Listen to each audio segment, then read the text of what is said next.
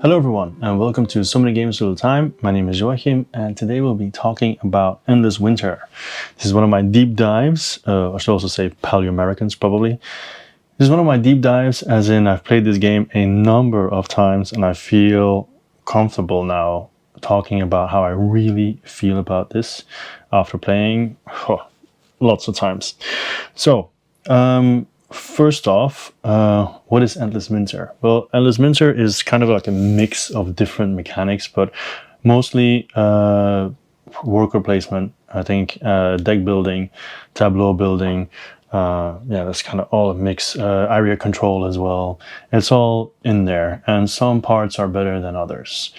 So with this, there's a bunch of stuff I'm going to talk about. We have the playmats. I'll talk about them later, so I'm going to move them a little bit to the side. And this is the main box. I like the box, okay? It looks really cool. It looks really nice. There's a lot of space inside as well. It's not a problem, so that's all very nice. So no need to talk much about that. So let's just talk about this game by Stan Kordonskiy. And art by The Miko, which I think if you play board games, you probably already recognized. All right, so I would like to say the art in here is also very cool, okay? It's just something that I show to people when we do play, like, take a look at this. And people are always impressed. So, first of all, the rulebook didn't really fail me. I think quality is really good, by the way. Once again, not once again, but this is a Kickstarter version, deluxe edition. So I'm unaware of how the retail version compares, but no, it is what it is. In the end, the game is the same, right? Just the look that's a little bit different. So the rulebook was really well done. I don't remember at any time having any problems. And if there is something that was a little bit ambiguous, you always have BGG, of course, which I know you shouldn't have to check, but yeah. So sometimes while you're playing, you might not find the solution immediately, but it is what it is. So yeah, the rulebook in itself really nice to have some examples as well. And yeah, I made some mistakes in my first games, but that's who I am. And that most of the time was because I didn't read it correctly or whatever. So yeah, you can see it's pretty nice. There's variant setups as well for drafting and so on. Different modules you can add. And I can say if you play this game, definitely immediately play with the Glacier tokens and the rest tokens. There's no reason not to. These should just have been added standard, to be honest, but it is what it is. More about those later. Okay, then I still have all the other stuff in here. The Mammoth, which is the Mammoth worth it? I think what the Mammoth does is, I'll get back to the Mammoth later, because when has to do with the area control. So I'll talk about that later when we reach this. Same with all the expansions. I'll talk about it when we reach those different parts where it becomes logical to talk about. Okay, so they have this, which shows you where to place everything. In general, it's okay, but it's still a little bit vague in certain areas, which is why I made a reboxing video, okay? But still, I like that there's something, because many games have nothing, which really annoys me. The solo mode, I have to say, I enjoyed it. There's different difficulty levels, because at one point you do know how to treat the game a little bit. You can recognize what they're going to do. But basically what they do is you play the card and it'll do the actions that it says, the automa. And then when you make it more difficult, you just add more cards. So they do more actions every turn. So, it's okay. It's enjoyable, but it's more enjoyable to play with people. But yeah, if you want to have a quick fix of Endless Winter, then you can easily do that. Okay. Solo videos as well on the channel. If I'm talking about the base game, I actually need to bring the mat into it so I can refer to stuff. So I'm going to move this box upwards, up, and then unfold the mat, which is quite large. When you play the base game, this is basically what you get aside from this, okay? This is the space for a module, everything else, every other spots, everything else is used. So before I can even talk about the base game, I have to talk about how the game works roughly, right? So everyone's going to have their own little tray, which of course is awesome, right? Because it has everything.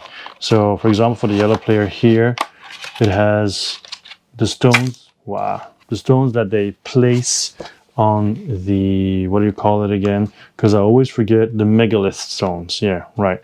So these Megalith stones, right? That's where you'll be playing the stones. So you have that, and that's mostly put on the other map, because this map is for the terrain, basically the where you're vying for control, like area control.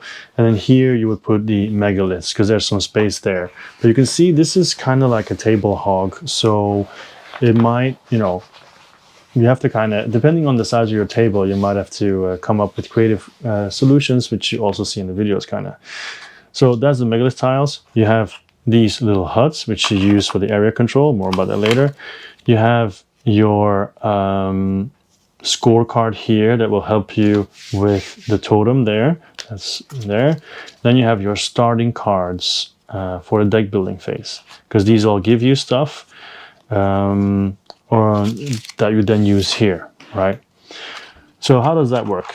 On your turn, you'll have one of your tribesmen, and you put them in one of these 4 spots at the top, okay? And then depending on the cards you play, you are spending labor, and you might also get some of the bonuses at the bottom. Not this one, but then these. For example, this woman gives you 1.5, the brave, and then an extra one, so 2.5. That means you can spend it here, and so on. So I'm not going to go over the rules too much, because there's rules videos for that. But that's basically where you get stuff and where you can do certain things. For example, if you go here, you'll be able to hire people. The people are here. We'll see those cards later on. More tribesmen like these people, right? If you go here, then you'll be able to get more of these cards that give you more stuff that you can play before you place these people, okay? If you go here, and also you can get one of the stones that will give you extra scoring options, end of game scoring options, points, sorry, not options, but points. Here, you get to place you place and move your tents, which then might turn into a hut, and that is all over there on the area control map. And then here you're going to go hunting for animals. More about that. And if you're first in each of these categories, then you get the bonuses. What I like, first of all, is you have the infinity symbol at the top action, which means the top action you can do as much as you want, as many times as you want, as long as you can pay for it. Now, one of my friends was able to break the game, kind of. He went full animals and just dominated like crazy.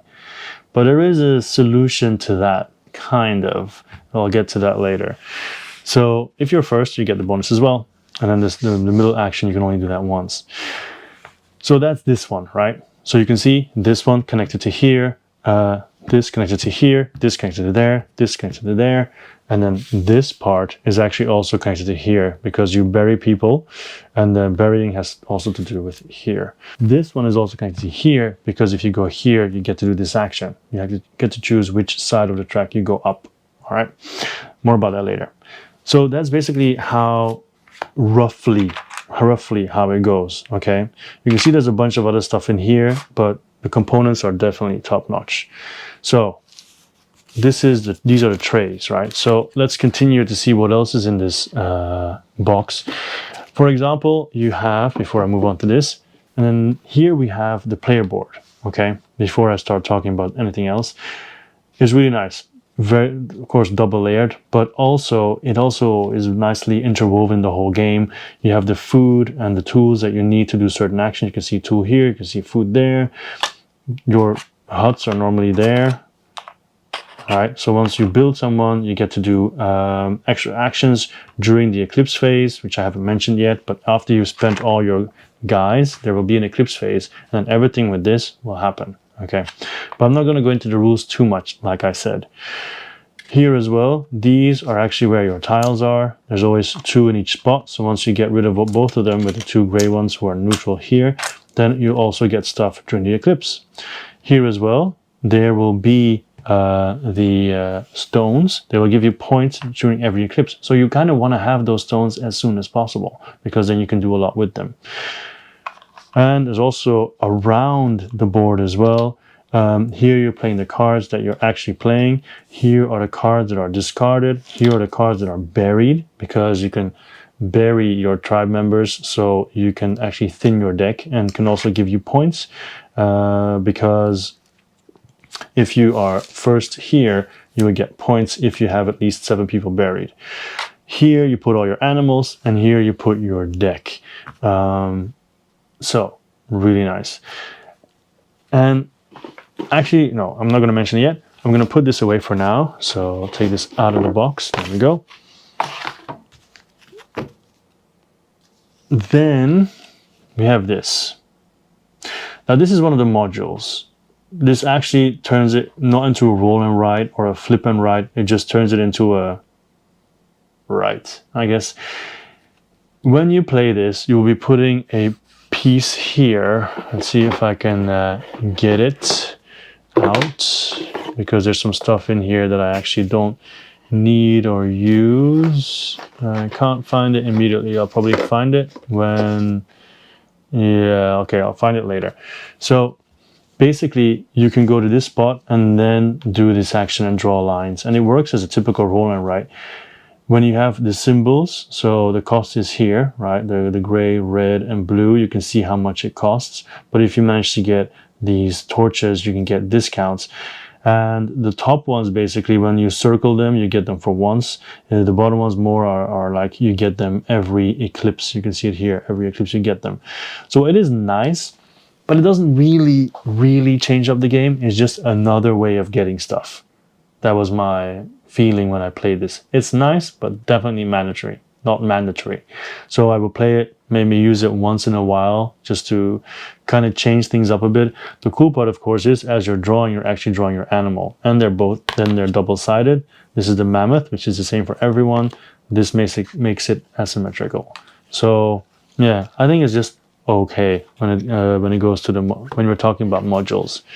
All right, so let me just take out all of this. So these are just the different colors, which are nice, you know, nothing special though. And even though I have the mats, I still have the board and this. I have to say, I think this is really ugly. I thought this already during the campaign, that is really ugly.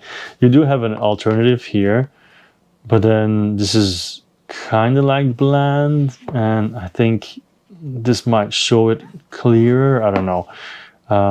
For this one, you don't really have the option. You could put this on top of it, but then it's a little bit too large. It's going to cover up spots that you don't want to have covered up. So it is what it is. We always play with this now. Yeah, doesn't exactly make me the happiest camper, but I guess that's okay.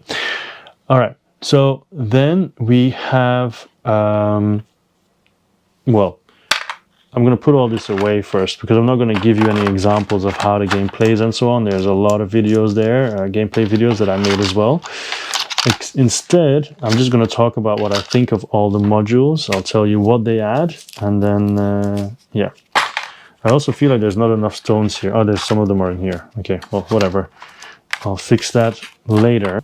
So this is part of the expansions, modules, whatever, right? Normally, when you have the base game, you will have the tiles here. They're all basic tiles. You can put your tents, you can go anywhere you want. You start in the middle, you branch out. But with this here, with the river, it is adding a bunch of other stuff, and you'll be using your kayaks that you got. You can see it as well here, kayak and so on. And most importantly, everyone will start on an edge and on a different edge of the map, and then you'll like go towards each other, which I think is nice. I think that's better than the original, because in the original it gets stale quite quickly. The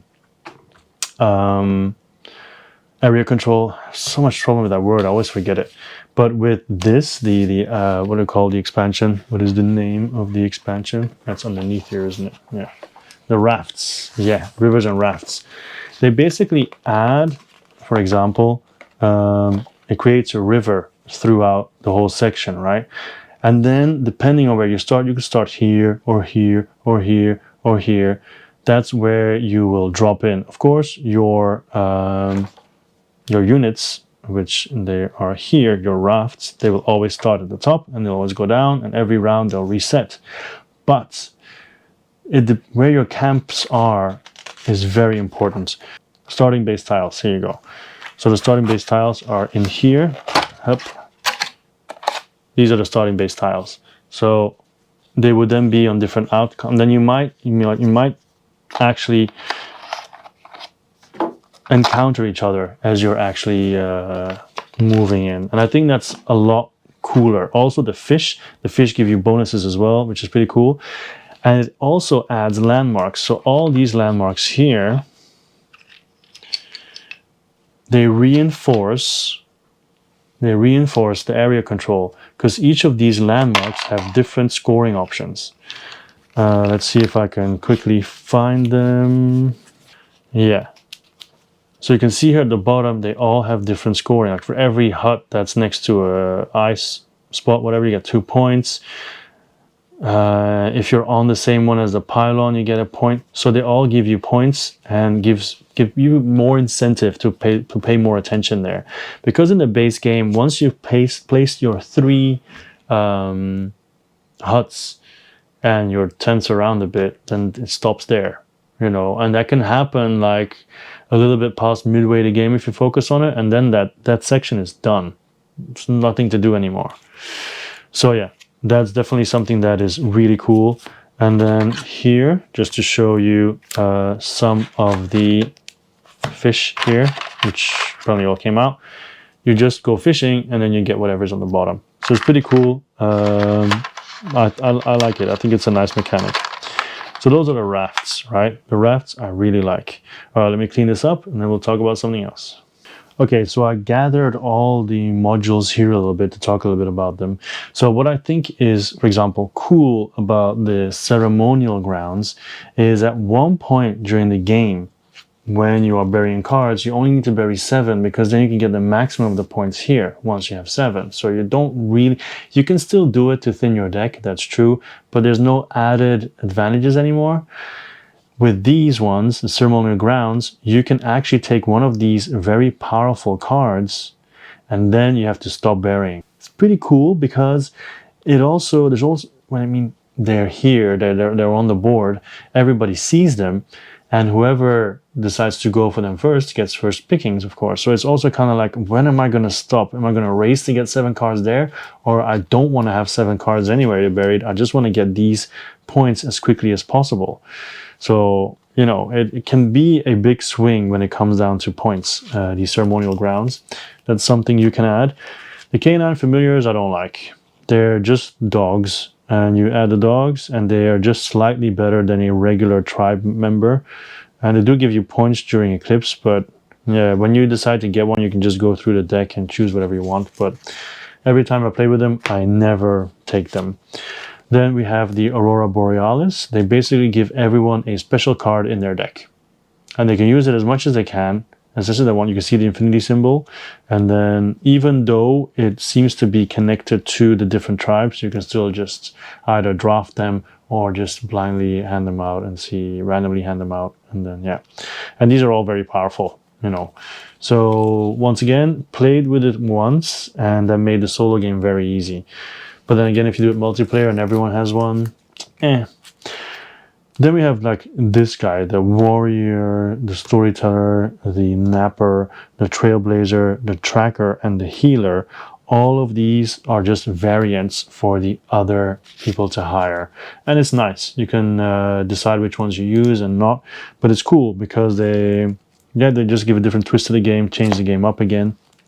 The painter only comes out if you play with the paint board, which I'm still haven't found yet. I'm sure it'll pop up later. And then one thing I do like, remember how I was talking about, well, I mean, I like a lot of stuff, but remember how I was talking about the animals, that my friend had a strategy to just completely go full animals and score all the points? Well, with this, expansion, one of them, it adds more animals. So every color, an extra animal. And all these animals they don't give you points in the game. They just give you points or other stuff during the eclipse. And even though they still give you points, it is not as crazy as just having all of them get it at the end of the game. So what I do every time I play, I take one of each animal from the base game and from the expansion, shuffle it all up, and then draw until I get one of each color, and those are the animals I play with. Or sometimes I might say, okay, I'm going to make sure it's kind of like balanced. There's not all points or not all eclipse. So at least, once again, it changes up the game, right? So, anything else? Oh yeah, there's also a deck of chiefs to once again switch up the game a little bit. They have different actions that you can choose from. So once again, it changes stuff. Yeah, so the module in general is just always the same thing. Variety.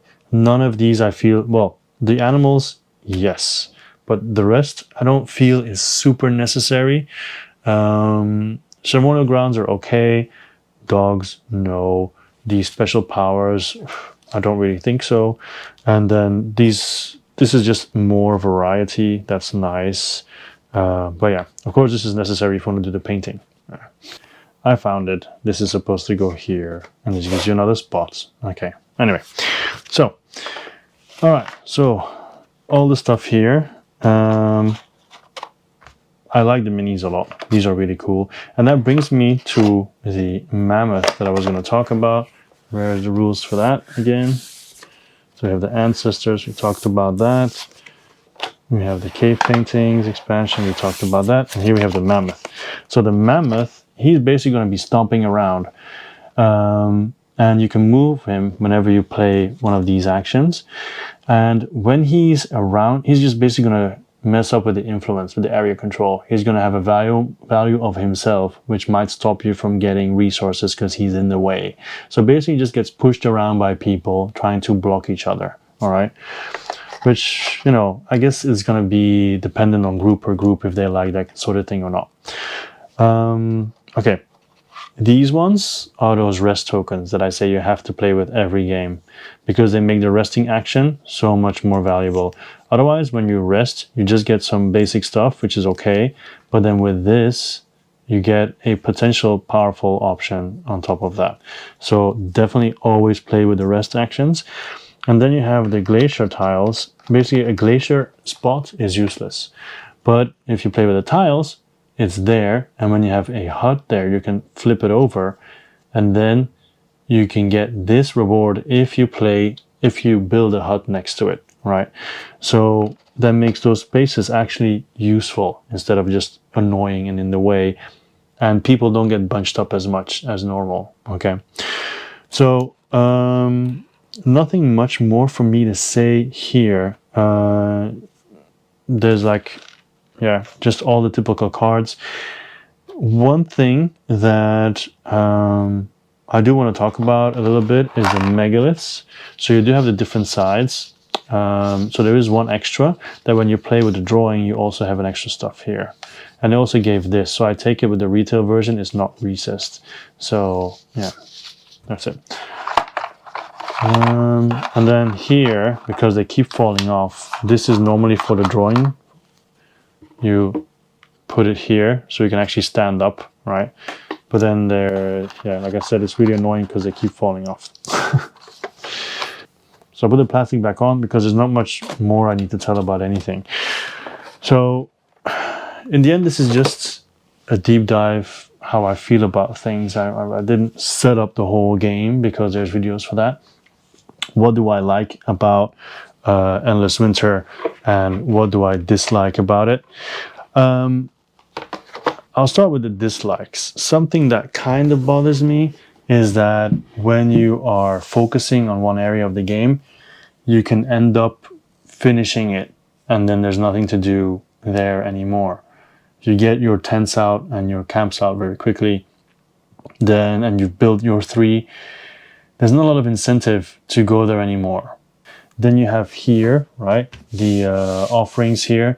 Once you reach the top on both, I mean, if you keep going there, you can get a point, okay, but it's not as exciting as before, right?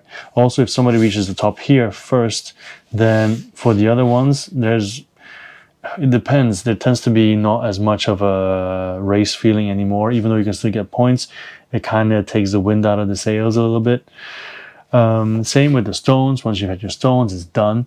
And I had one game where I finished most of it that I had. The last round was like, I don't really know what to do anymore. Just do some random stuff, try to get points here and there. But the game part was actually already done. Because most of the stuff I was like, well, I can't do that anymore. I have everything. I can't do that. I have everything. I can't do that. I have everything. And that kind of was a problem in some games, but not all of them, of course. You could argue that you can try to stop people and then they won't reach it as fast. But some of the modules do take care of that. Like the animals help. The one with the offerings help, that even if you've buried 7 people already, you can still do some stuff with that, so to get some extra points and so on. I like the game. I enjoy it every time I play. I enjoy teaching people. People enjoy playing it in general. It is beautiful. It is very tactile. You have a lot of stuff that you can touch and you can play. Components high quality. It's easy to understand, even though it looks complicated at the start. And people will need to play again to be good at it, I feel. Because, for example, the rest mechanic, if someone knows how to play, they can definitely abuse it for a round or two before people catch on. It's also quite important to if you do certain strategies, people will not be able to stop you in the beginning. So I do believe someone who has played before has a huge advantage. Yeah. Are all the modules worth it? Definitely not. But they do add a lot of replayability. Which I guess is also a good thing. Yeah, I think playtime is also okay, and it never outstayed its welcome, I feel. Yeah, it is a bit of a table hog, but you can work around that. You can see that in the videos. And is this going to be a top 10 game? I guess you just have to see, but probably not. I think I was very hyped when I got it, and I really enjoyed it, and I played it several times, and it was cool, it was nice. But then I felt like I wanted more, and the modules help a little bit. But I think they can add some expansions. Sounds a bit weird with so many expansions already, but just to turn it up another notch. For example, one of the things that I didn't touch on was at one point, you have some of the cards that potentially hurt people. For example, these cards, right? Not these because they're for the painting, but this one. So if you play this, you can put 2 10s down, right? And other players can do that too, but they lose 2 points. I dare say no one has ever gone for it, because losing the 2 points is not worth it. It doesn't matter if it's putting down 2 10s or getting a random animal or what else is here that gives you that option, or allows you to draw a card from your deck and bury a card. It's super situational, I think. Like sometimes maybe a card comes out and you're like, oh, I really need 2 tools, but then is it worth losing 2 points over? Maybe when those tools give you a lot of points, then maybe, yeah. Or here, 4 food, but you lose 2 points. I think that would be, I don't know, I think if you use those cards, they have to be meaner. Like, for example, if I play those, you have to give me something, or you have to do something, or you lose 2 points. I think that would be better. I think it's a bit too nice, because nobody ever did it at all, So, yeah, I mean, those are things that could be altered, of course, but yeah. So Endless Winter, I think it's a really good game. People enjoy it. People tell me they want to play again every time that we've played, because, oh, I get it now, and it's cool, I like this, and there's a lot of jokes to be made as well in the game, which I won't spoil, because then, you'll see when you play. Yeah, so that's basically my deep dive on Endless Winter. So yeah, I hope you enjoyed it. Please leave your comments, and yeah, maybe I missed on some stuff. Maybe you want me to talk some more about other things, maybe have it more structured, but that's not really my style because I don't have time and everything. But anyway, these are my thoughts. This is how I feel about it. If I'd have to give it a number, score out of 10, I think I would go 7.5. Part of me wants to go to 8, but 7.5, based on my wanting to play it. Because it's been on my shelf for a while now, but that also has to do with, of course, other things, and it's just been the holidays and everything. It's been on my shelf, and I do want to play it again, but it's not like I want to play it tomorrow. Maybe next week, stuff like that. Okay, so I think that's enough. My name was Joachim. This was So Many Games Little Time, and I'll see you next time.